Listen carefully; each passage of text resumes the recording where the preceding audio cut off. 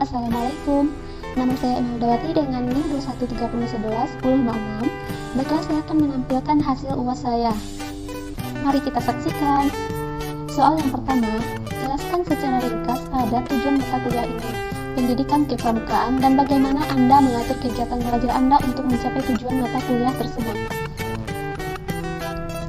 Perkuliahan kepramukaan bertujuan untuk membekali mahasiswa calon guru dengan pengetahuan dasar tentang kepramukaan dan pengelolaan kegiatan kepramukaan di satuan-satuan bina pramuka yang berpangkalan di sekolah, sehingga mereka dapat menjadi tenaga pembina pramuka di berbagai jenjang pendidikan nasional, khususnya di jenjang pendidikan dasar sebagaimana tuntutan kurikulum 2013, di mana kepramukaan sebagai ekstrakurikuler wajib.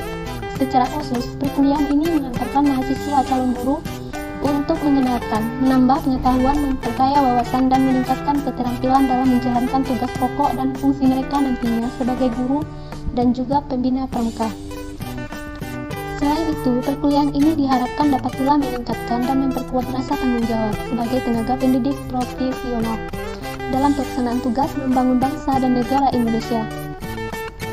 Cara saya mengaturnya yaitu, yang pertama, kita dapat menentukannya dengan gaya belajar.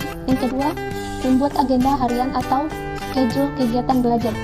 Yang ketiga, sesuaikan durasi belajar dengan kemampuan diri sendiri.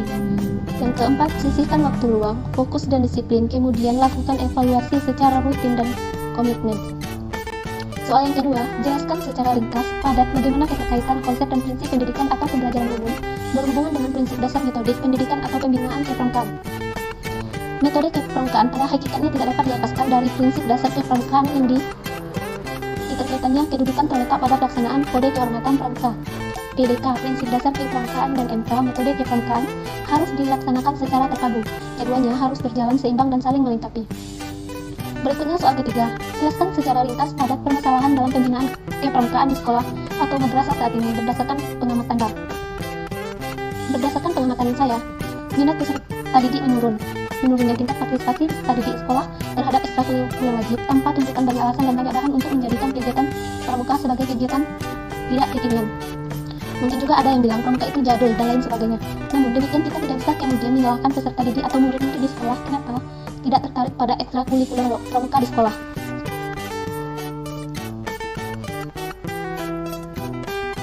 Selanjutnya, jumlah pembinaan dan pelatih kurang memadai karena selama ini banyak pembina yang mengikuti kursus pembina hanya sebatas gugur kewajiban implementasi ke peserta didiknya tidak pernah, sehingga sasaran mengikuti kursus tersebut tidak tercapai. Maka berdampak pada tingkat kemajuan peserta didik di gugus depannya yang tidak berjalan dengan baik walaupun ada pembinanya yang pernah mengikuti kursus pembina pramuka, masih ada sekolah yang tidak mempunyai nomor budep.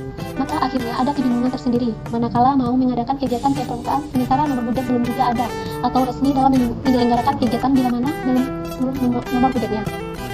Selanjutnya soal yang keempat, jelaskan secara ringkas padat apa dan bagaimana ide Anda dalam mengatasi masalah dalam pembinaan kepramukaan di sekolah atau madrasah tersebut di masa depan.